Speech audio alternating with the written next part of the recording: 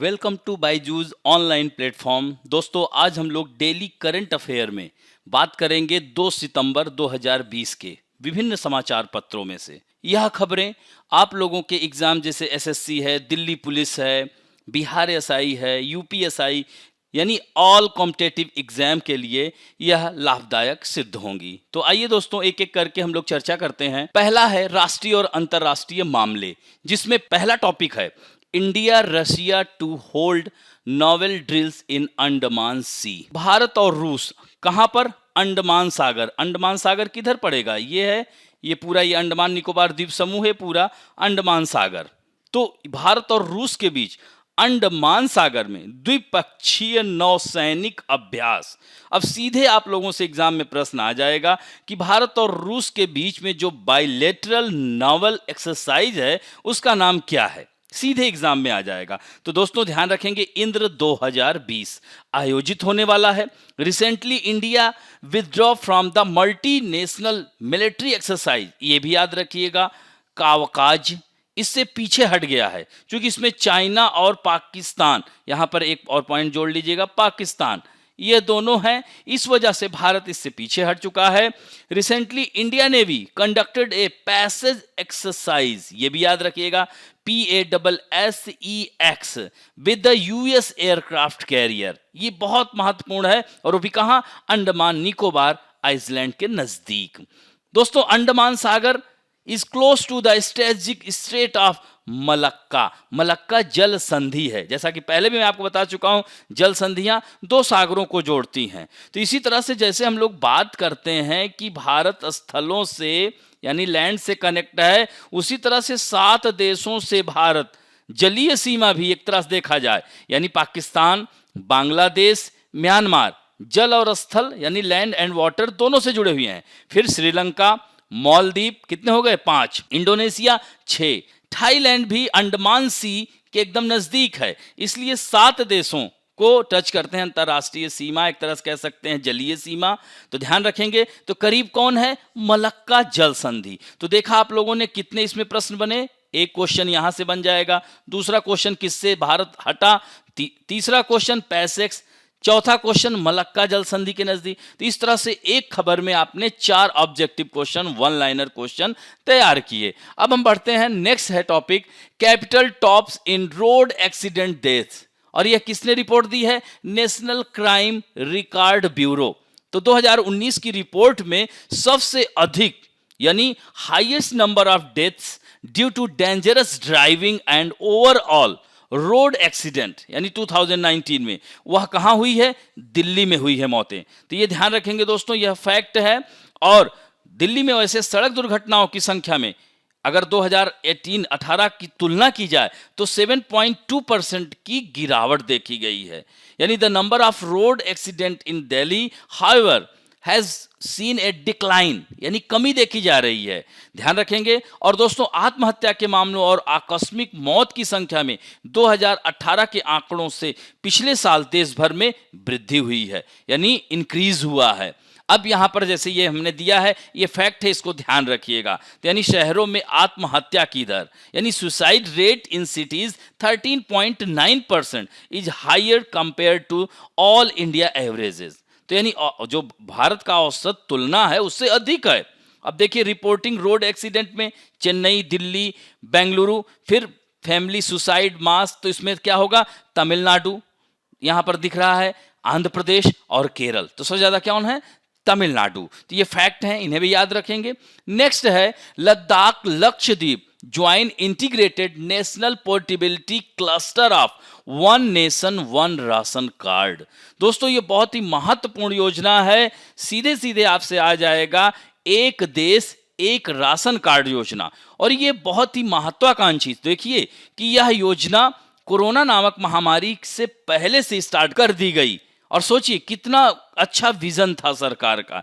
यानी कि अब हमारे जो प्रवासी मजदूर हैं, मान लीजिए कि वह बिहार से या यूपी से या छत्तीसगढ़ से या अन्य राज्य उड़ीसा से अगर वह दिल्ली, बड़े बड़े महानगरों में कमाने जाते हैं, अपनी जीविका का पालन, जीविकोपार्जन करने के लिए जाते हैं, तो वहां पर भी उनको राशन कार्ड वही दिखा करके मिलेगा। तो यह नई योजना के तहत दोस्तों one nation one ration card यानी केंद्र शासित प्रदेशों ने राष्ट्रीय पोर्टेबिलिटी समूह में शामिल हो गए। यानी यूनियन टेरिटरी लिस्ट कौन है? Ladakh, Lakshadweep have completed the trial and testing of national portability transaction with other state and UTs in national cluster. दोस्तों इस समय तक कुल 26 राज्य और केंद्र शासित प्रदेशों में एक दूसरे से यह जुड़ गया है। कौन? One nation one ration card. ये बहुत ही महत्वपूर्ण है और यह किसके आधार पर? नेशनल फूड सिक्योरिटी एक्ट कब आया था? अब देखिए ये भी फैक्ट है 2013।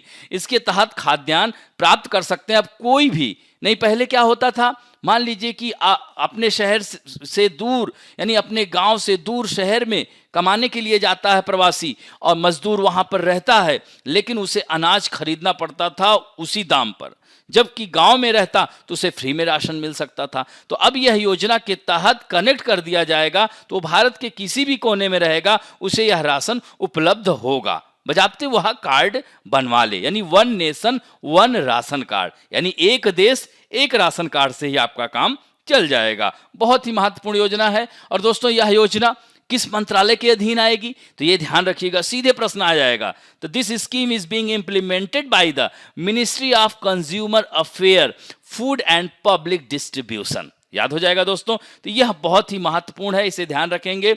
नेक्स्ट है US aiming for NATO NATO क्या है? North Atlantic Treaty Organization. दोस्तों यह 30 देशों का समूह है नाटो। आगे हम इसकी चर्चा किए हैं। तो NATO like alliance with India, Australia, Japan to counter China. यानी अमेरिका यह चाह रहा है कि चीन को काउंटर करने के लिए या चीन को घेरने के लिए वह जो है प्रशांत महासागर में यानी भारत प्रशांत क्षेत्रों के देशों के साथ अपने घनिष्ठ संबंध स्थापित करने के तहत वह नाटो की स्थापना यानी नाटो जैसा संगठन बनाने की बात कर रहा है। कौन? अमेरिका। हालांकि जो क्वाड है, आपने देखा है ना, इसीलिए मैंने दे दिया है क्वाड। तो यह जो multilateral group between Japan, Australia, India and US, तो जापान, ऑस्ट्रेलिया, भारत और अमेरिका के बीच यह एक बहुपक्षीय समूह का नाम है क्वाड। तो ये ध्यान रखेंगे दोस्तों। तो चीन जो है हमेशा इसका विरोध किया है। चीन हमेशा इसको कहता है एक एशियाई नाटो है ये क्वाड।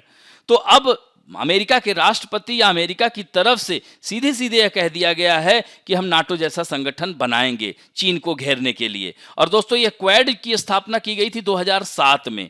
उसमें शिंजो अबे साहब प्राइम मिनिस्टर थे, जो कि अभी कुछ दिन पहले आप लोगों ने सुना होगा स्वास्थ्य कारणों की वजह से उन्होंने त्यागपत्र देने की इच्छा जताई है। अब उनकी जगह दूसरे नाम चल रहे हैं। तो दोस्तों शिंजो अबे के कारण जो है यहां पर ध्यान रखेंगे 2007 से क्वाड बनाया गया, जिसमें अब पूछ लेगा, अब आपसे सीधे प्रश्न पूछ लेगा कि निम्नलिखित में से क्वाड में कौन नहीं है? जापान, ऑस्ट्रेलिया, इंडिया, यूएस, एक और देश दे देगा। इस तरह से एग्जाम में आ सकता है। और दोस्तों NATO North Atlantic Treaty Organization है। इसकी स्थापना 4 अप्रैल 1949 को हुई थी दोस्तों, और उस समय 12 सदस्य देशों ने स्थापना किया था। और स्थापना कहां किया था? अमेरिका में हुई थी, लेकिन इसका वाशिंगटन डीसी में। और इसका मुख्यालय कहां है दोस्तों? तो ब्रुसेल्स में है। और ब्रुसेल्स कहां है? बेल्जियम की राजधानी है।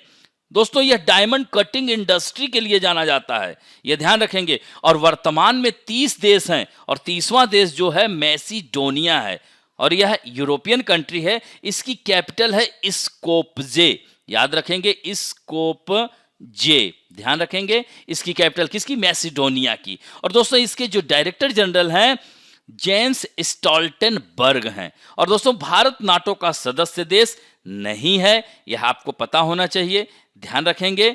और अमेरिका कई बार इच्छा जता चुका है इसका सदस्य बनाने के, लेकिन भारत बहुत सारी बातों को सोच समझ करके आगे बढ़ता है। तो क्वाड का मतलब समझ गए? क्वाड्रिलेटरल सिक्योरिटी डायलॉग इसको कहते हैं।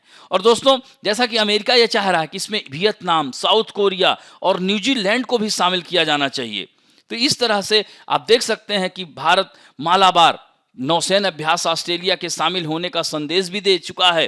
तो इस तरह से चीन को चारों ओर से भारत घेर रहा है। और 2007 में ऑस्ट्रेलिया ने इसमें हिस्सा भी लिया था, और यह 1992 से मालाबार अभ्यास चला रहा है। तो इसमें अब शामिल होने की इच्छा जाहिर की है ऑस्ट्रेलिया ने भी। तो यह बहुत ही अच्छी खबर है भारत के लिए। अब हम लोग बात करेंगे वेरियस नेशनल और इंटरनेशनल पर्सनालिटीज इन न्यूज। देखते हैं दोस्तों, पहला है, यह देख सकते हैं, अविक सरकार को प्रेस ट्रस्ट ऑफ इंडिया का नया चेयरमैन घोषित किया गया। यह इनका पिक्चर है, ध्यान रखेंगे। यह पंजाब केसरी समाचार पत्र समूह के प्रधान संपादक विजय कुमार चोपड़ा की जगह पर लेंगे। अब ये भी याद रखिएगा, किसकी जगह पे बनेंगे प्रेस ट्रस्ट ऑफ इंडिया के चेयरमैन, तो विजय कुमार चोपड़ा की जगह। फिर ध्यान रखेंगे, वर्तमान में यह संपादक एमेरिट्स एंड आनंद बाजार समूह के प्रकाशन के उपाध्यक्ष भी हैं। अविक सरकार, he was the founding managing director of penguin India and the founding editor of business standard, यानी वह पेंगुइन इंडिया के संस्थापक प्रबंध निदेशक और बिजनेस स्टैंडर्ड के संस्थापक संपादक रहे हैं। और दोस्तों, पीटीआई यानी प्रेस ट्रस्ट ऑफ इंडिया का हेडक्वार्टर कहाँ है? नई दिल्ली में है इसका मुख्यालय, और इसकी स्थापना कब हुई थी? 1947 को, 27 अगस्त। अब हम लोग बात करते हैं Charu Sinha, first women IPS officer to serve as CRPF IG Srinagar. यह बहुत ही महत्वपूर्ण, पहली बार किसी महिला को बनाया गया है। 1996 बैच की तेलंगाना कैडर की आईपीएस अधिकारी हैं चारू सिन्हा, अब सीआरपीएफ श्रीनगर सेक्टर की आईजी होंगी। और दोस्तों, यह पहले भी सीआरपीएफ बिहार में नक्सलियों के खिलाफ इन्होंने बहुत ही अच्छा कार्य किया था। और इस सेक्टर की, याद रखना, ये पॉइंट बहुत महत्वपूर्ण है, यानी श्रीनगर सेक्टर की शुरुआत कब की गई थी? 2005 में, ध्यान रखेंगे दोस्तों। और सीआरपीएफ के श्रीनगर सेक्टर में जम्मू कश्मीर के 3 जिले यानी बड़गाम, गांदरबल और श्रीनगर तथा केंद्र शासित प्रदेश लद्दाख आता है। और अबाउट सीआरपीएफ के बारे में भी थोड़ा सा जान लीजिए। तो 27 जुलाई 1939 को इसके जो है क्राउन रिप्रेजेंटेटिव पुलिस के रूप में हुआ था। सेंट्रल रिजर्व पुलिस फोर्स यानी after independence on enactment of the CRPF Act on 28 दिसंबर 1949, यानी केंद्रीय रिजर्व पुलिस बल आजादी के बाद 28 दिसंबर 1949 को अधिनियम लागू हुआ था। ध्यान रखेंगे दोस्तों। और यह किसके अधीन आता है? यह सशस्त्र यानी भारत के केंद्रीय सशस्त्र पुलिस बलों में सबसे बड़ा संगठन है और भारत सरकार के यह होम मिनिस्ट्री के तत्वाधान में आता है, यानी कि largest of India central arm police force and function किसके अंडर में करता है? Ministry of home affairs. अब हम बात करेंगे बैंकिंग और वित्त संबंधी समाचार। इसमें Adani group rank world largest solar power generation asset owner, यानी दोस्तों अडानी ग्रुप आप लोग सुने ही होंगे, हमारे देश का सबसे तेजी से उभरता हुआ औद्योगिक घराना है। तो यह मेरकाम कैपिटल है। इन्होंने वैश्विक सौर कंपनियों की यानी जो सोलर कंपनी हैं उनकी नवीनतम रैंकिंग जारी की है, जिसमें अडानी ग्रुप को सबसे शीर्ष पर रखा है। तो इनकी कंपनी AGEL यानी Adani green, A for Adani, ये भी ध्यान रखिएगा, फुल फॉर्म आ जाता है ग्रीन। अब देखिए green, E for energy, L for limited, has also topped the global ranking in terms of under construction and awarded capacity 10.1 gigawatt. सोचिए 10.1 गीगावाट की परियोजनाओं की निर्माणाधीन और प्रदत्त क्षमता के संदर्भ में विश्व रैंकिंग में शीर्ष स्थान मिला है दोस्तों। और सोचिए कंपनी ने वर्ष 2015 में अपनी पहली सौर परियोजना स्टार्ट की थी, अभी बहुत पुरानी कंपनी नहीं है। और 2017 में ही कंपनी ने 2 सौर परियोजनाओं को पूरा भी कर लिया और 2018 में यह लिस्टेड हुई। 2025 तक अक्षय ऊर्जा की 25 गीगावाट उत्पादन क्षमता हासिल करने का लक्ष्य रखा गया है। यानी the company was listed in 2018 and aims to achieve 25 gigawatt install capacity of renewable energy by 2025। ये भी ध्यान रखिएगा फैक्ट। नेक्स्ट टॉपिक है ICICI launches AI powered voice chatbot, जिसका नाम क्या है? LiGo on Google Assistant.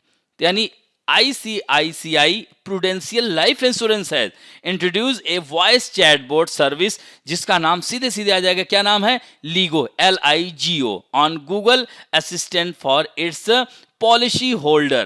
यानी ICICI Prudential Life Insurance ने अपने पॉलिसी धारकों के लिए गूगल असिस्टेंट पर आर्टिफिशियल इंटेलिजेंसी यानी AI मतलब आर्टिफिशियल इंटेलिजेंसी, इसको क्या कहेंगे? कृत्रिम बुद्धिमत्ता कहा जाता है, से चलने वाला वॉइस चैटबॉट लीगो को लॉन्च किया है। तो सीधे आपसे पूछ लेगा अभी हाल ही में किस बैंक ने लॉन्च किया या उस चैटबॉट का नाम क्या है? सीधे इस तरह से प्रश्न आएगा, तो इसे भी देख लेंगे। और यहाँ पर पॉलिसी धारक अपने स्मार्टफोन पर गूगल असिस्टेंट को सक्रिय करके अपनी पॉलिसी नंबर या पंजीकृत फोन नंबर बोलकर अपनी नीतियों के बारे में जानकारी प्राप्त कर सकेंगे। और दोस्तों सबसे खास इसकी विशेषता है कि LIGO will be the available in Indian English and with support for 9 Indian languages, यानी 9 भाषाओं को यह सपोर्ट करता है, यह ध्यान रखेंगे। अब हम लोग आज बात करेंगे पुस्तकें और पुरस्कार के बारे में, जिसमें आज हम ऐतिहासिक पुस्तकों को लिए हैं। दोस्तों सुभाष चंद्र बोस का नाम सुना होगा। सुभाष चंद्र बोस स्वतंत्रता आंदोलन के महत्वपूर्ण व्यक्तित्व थे, भारतीय राष्ट्रीय कांग्रेस के अध्यक्ष भी रहे हैं और फिर 1939 में फॉरवर्ड ब्लॉक की स्थापना कर दी। एक देश से दूसरे देश भ्रमण करते रहे, देश को आजादी दिलाने में इनका बहुत ही महत्वपूर्ण योगदान है और इनकी किताब का नाम है इंडियन स्ट्रगल। दोस्तों दयानंद सरस्वती का नाम तो जानते ही होंगे, वेदों की ओर लौटो, सत्यार्थ प्रकाश नामक पुस्तक का संपादक।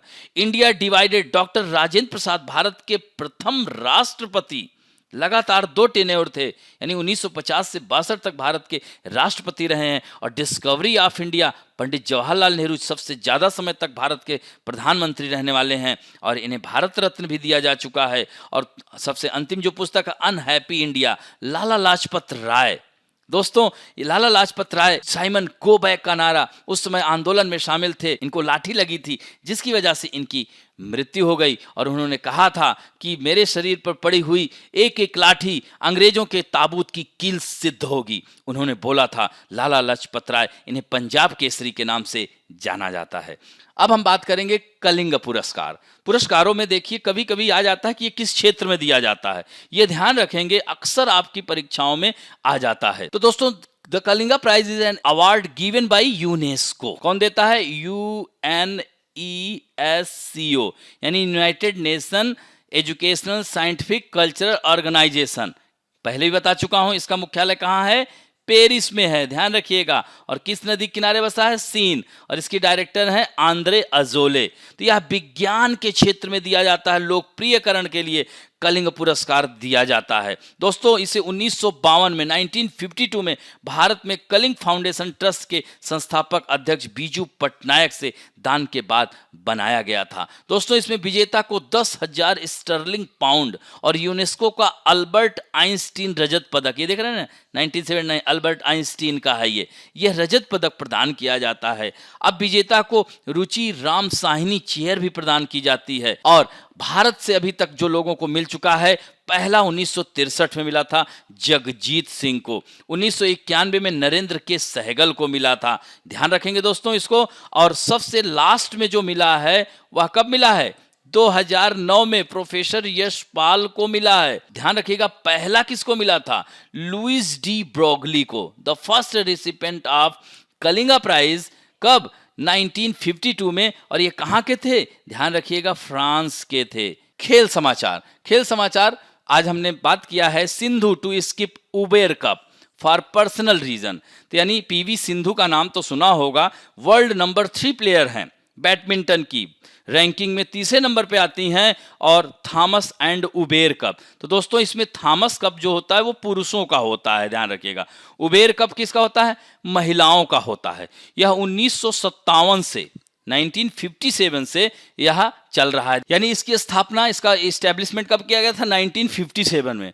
और दोस्तों इसमें टीमों की संख्या 12 है और सबसे ज्यादा बार चीन 13 बार यह जीत चुका है, ध्यान रखेंगे। और उसके बाद जापान है वर्तमान विजेता, और इसका जापान ने अब तक 6 बार यह खिताब जीता है। तो यह आगामी जो टूर्नामेंट होने वाला है 3 से 11 अक्टूबर कहां होगा? डेनमार्क में होगा। और दोस्तों PV Sindhu practising with Kidambi Srikanth, P Sai Praneeth and N Sikki Reddy, currently under the supervision of his Korean coach Park Tian Sang and national coach Pullela Gopichand, यानी उनके साथ वह प्रैक्टिस कर रही हैं, लेकिन आगामी जो होने वाला है उबेर कप उसमें वह भाग नहीं लेंगी, ध्यान रखेंगे दोस्तों। और पुरुषों का क्या होता है? थॉमस कप, महिलाओं में उबेर कप होता है। अगला है आज के महत्वपूर्ण दिवस में इंपॉर्टेंट डेज ऑफ जून, जिसमें सबसे पहला है विश्व मरुस्थलीकरण और सूखा रोकथाम दिवस, यानी world day to combat desertification and drought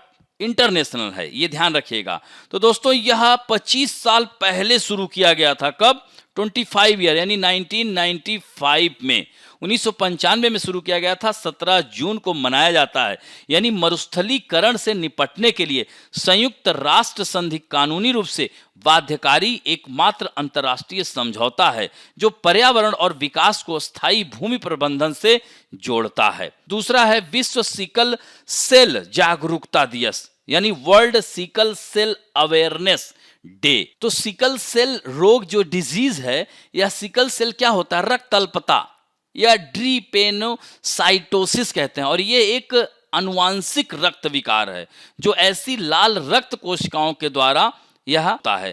तो यह इसीलिए इसको बचाने कह सकते हैं, इसी के उस ध्यान में रखते हुए इसको मनाया जाता है वर्ल्ड सिकल सेल जागरूकता दिवस। और दोस्तों ये कब से मनाया जा रहा है, वर्ष 2008 से, ध्यान रखिएगा।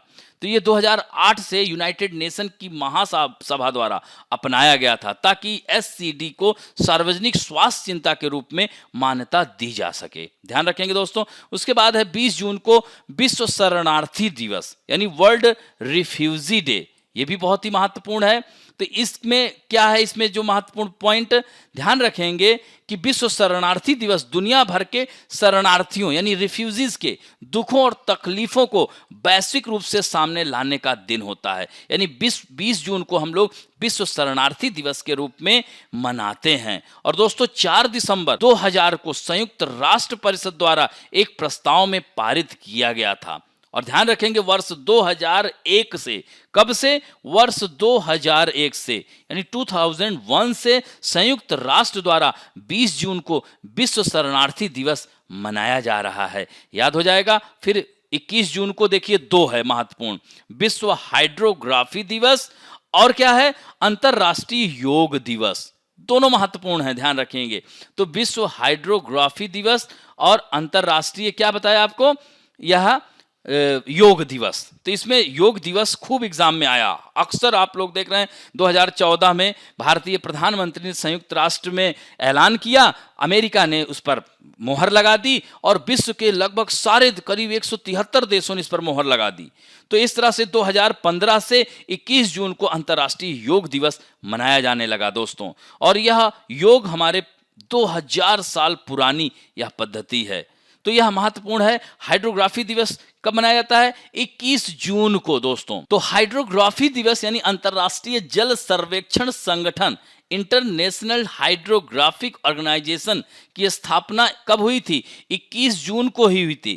कब हुई थी, 21 जून 1921 को, याद हो जाएगा, 1921 को की गई थी। तो हाइड्रोग्राफी के महत्व को उजागर करने के लिए 29 नवंबर 2005 को, कब, 2005 से उसको यह, इस पर जो है संयुक्त राष्ट्र महासभा द्वारा इसे अंगीकृत किया गया और यह 2006 से मनाया जाने लगा विश्व हाइड्रोग्राफी दिवस। और अंतर्राष्ट्रीय योग दिवस के बारे में बता ही दिया आपको। अब दोस्तों बात करेंगे 23 जून को अंतर्राष्ट्रीय ओलंपिक दिवस, यानी 23 जून के दिन 1894 में यानी 1894 में, याद रखेंगे, इंटरनेशनल ओलंपिक कमेटी की स्थापना हुई थी। और यह दिन खेल, स्वास्थ्य और खुद को बेहतर बनाने का दिन है। और यही कारण है सबसे पहली बार जो अंतर्राष्ट्रीय ओलंपिक दिवस मनाया गया था 23 जून 1948 को, 1948 को, और तब से यह मनाया जा रहा है। अब बात करते हैं हम लोग, तो दोस्तों अंतर्राष्ट्रीय क्षुद्र ग्रह दिवस यानी इंटरनेशनल एस्टेरॉयड डे 30 जून को पूरे विश्व में मनाया जाता है। तो क्षुद्र ग्रहों और उनसे होने वाले खतरों से लोगों को जागरूक करने के लिए, अवेयर करने के लिए संयुक्त राष्ट्र संघ ने 30 जून 2017, याद रखेंगे दोस्तों, 2017 से अंतर्राष्ट्रीय क्षुद्र दिवस मनाने की घोषणा की गई।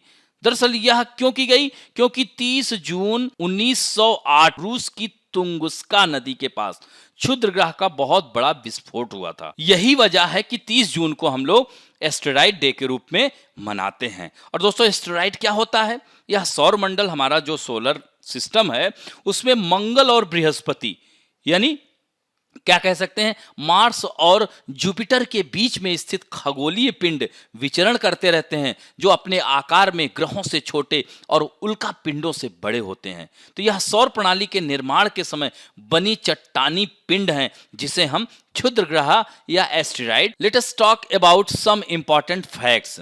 दोस्तों आज हम लोगों ने मेडुअल हिस्ट्री से लिया है। तो गुलाम वंश का संस्थापक कौन था? कुतुबुद्दीन ऐबक। कुतुबुद्दीन ऐबक के बारे में पढ़िएगा, 1206 में उसने गुलाम वंश की स्थापना कर दी थी।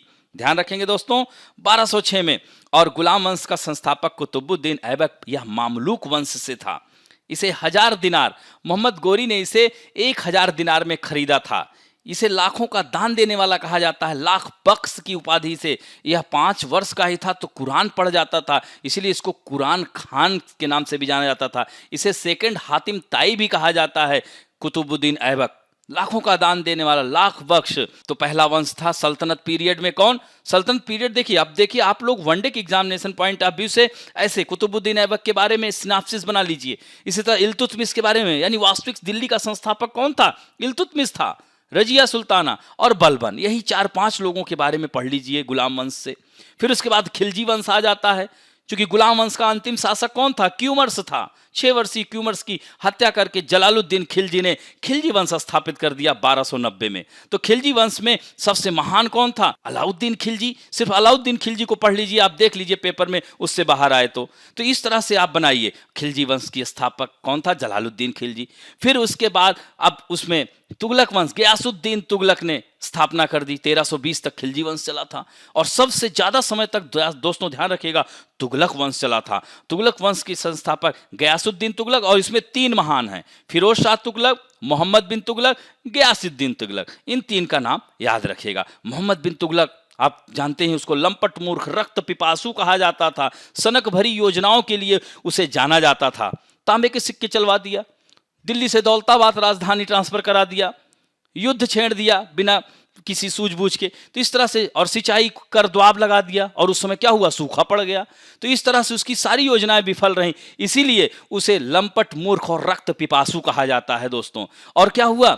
और जब वो मरा है तो विचारकों ने कहा कि इसको जनता से और जनता को इससे मुक्ति मिल गई। फिर इसके बाद सैयद वंश आता है। खिज्र खां बहुत ही उदार व्यक्तित्व था, अपने सेनाओं के साथ बात करता था तो यह व्यक्ति खड़ा रहता था। तो यह याद रखेंगे, सैयद वंश। उसके बाद लोदी वंश में देखिए बहलोल लोदी, सिकंदर लोदी, इब्राहिम लोदी। और इब्राहिम लोदी को ही मारकर बाबर जो है 1526 में, याद रखिएगा, पानीपत के फर्स्ट बैटल किसके बीच हुआ था? बाबर और इब्राहिम लोदी के बीच। और मुगल वंश की स्थापना, यानी लोदी वंश का अंतिम शासक कौन था? इब्राहिम लोदी। यानी बहलोल लोदी, सिकंदर लोदी, इब्राहिम लोदी। तो इसमें सिकंदर लोदी सबसे ज्यादा महत्वपूर्ण है और इब्राहिम लोदी तो याद ही रखिएगा। तो इस तरह से आप इसे पढ़ेंगे तो आसान हो जाएगा दोस्तों। संगम वंश, हरिहर बुक्का, विजयनगर साम्राज्य था 1336 ईस्वी में, तो यह ध्यान रखिएगा, ये फैक्ट है। फिर उसके बाद सुलू वंश, संस्थापक नरसिंह था। तुलु वंश वीर नरसिंह था। बहमनी वंश हसन गंगू था। और सरकी वंश जौनपुर मलिक सरवर, ध्यान रखेंगे। और मुगल वंश का संस्थापक मैंने बताया था ना, 1526 में कौन सी पद्धति से युद्ध जीता था? तुलगमा पद्धति। और इस तरह से मुगल वंश की स्थापना कर दी थी बाबर ने। बाबर का 4 युद्ध महत्वपूर्ण है। 1526, 27, 28, 29 और 30 में मर जाता है। तो यानी 26, 27, 28, 29, यानी कह सकते हैं पानीपत, खानवा, चंदेरी, घाघरा। इसमें घाघरा का युद्ध जो था वह जल और स्थल दोनों पे लड़ा गया था। तो यह ध्यान रखेंगे, पानीपत, खानवा के युद्ध में बाबर ने गाजी की उपाधि धारण की थी। फिर चंदेरी का और फिर घाघरा का युद्ध जो कि जल और स्थल दोनों पे लगा। फिर 27 दिसंबर 1530 को इसकी मृत्यु हो जाती है और उसके बाद हुमायूं का शासन आता है, जिसे लड़खड़ाता हुआ शासन कहते हैं दोस्तों, याद रखेंगे। फिर भोसले वंश का संस्थापक शिवाजी था, ध्यान रखेंगे। रायगढ़ इसकी राजधानी थी। तो यह फैक्ट थे, इनको ऐसे ही फिर इतिहास आप लोग पढ़ते जाएंगे, याद होता जाएगा। आज मैं एक नए कलेवर के साथ देखिए कि अब इसमें मैं आंसर आपको नहीं दूंगा, क्योंकि आप लोगों को मैं आंसर हाईलाइटेड कर देता हूं तो आप लोग आलस से करने लगते हैं। तो मैंने आज से नियम बनाया है कि आप लोग, मैं देखूंगा कि कमेंट बॉक्स में सबसे पहले इन 10 प्रश्न के उत्तर किस छात्र ने दिए और उसका नाम अगले दिन मैं लूंगा। What is the name of the bilateral naval exercise between India and Russia to be held in the Andaman sea? तो इस नौसैन अभ्यास का नाम क्या है? और दोस्तों समाचार से ही मैंने लिया है प्रश्न को, बाहर नहीं लिया है। अब आपको उत्तर देना है, ए होगा आंसर कि बी होगा कि सी होगा कि डी होगा, इसको कमेंट बॉक्स में आपको बताना है। नेक्स्ट क्वेश्चन है, which ministry implement the one nation one ration card scheme? Tribal ministry, ministry of agriculture या ministry of consumer affair food and public distribution, या डी होगा? तो अब इसमें आपको कमेंट बॉक्स में आंसर देना है, मैं आज उत्तर नहीं दूंगा। अगला है, 2019 में सभी शहरों के बीच खतरनाक ड्राइविंग और समग्र सड़क दुर्घटनाओं के कारण सबसे अधिक मौतें किस शहर में दर्ज की गई? तो which city has recorded the most deaths due to dangerous driving and overall road accident? इसमें मुंबई, दिल्ली, बेंगलुरु और चेन्नई। तो आपको आंसर बताना है क्या होगा। अगला है महत्वपूर्ण, where is the headquarter of North Atlantic Treaty organisation?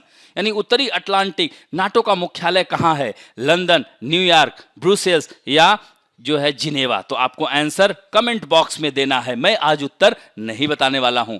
उसके बाद प्रेस ट्रस्ट ऑफ इंडिया के नए चेयरमैन कौन बने? आलोक मेहता, सुनील जोशी, सुमित सरकार या अवीक सरकार? यहां पर आपको आंसर बताना है। दोस्तों अगला है, who became the first women IPS to hold the post of IG CRPF Srinagar sector? कौन बनी है? तो डी रूपा मुदगिल, संयुक्ता पराशर, सोनिया नारिंग या चारू सिन्हा? तो आपको इस तरह से उत्तर देना है, कौन सा उत्तर होगा।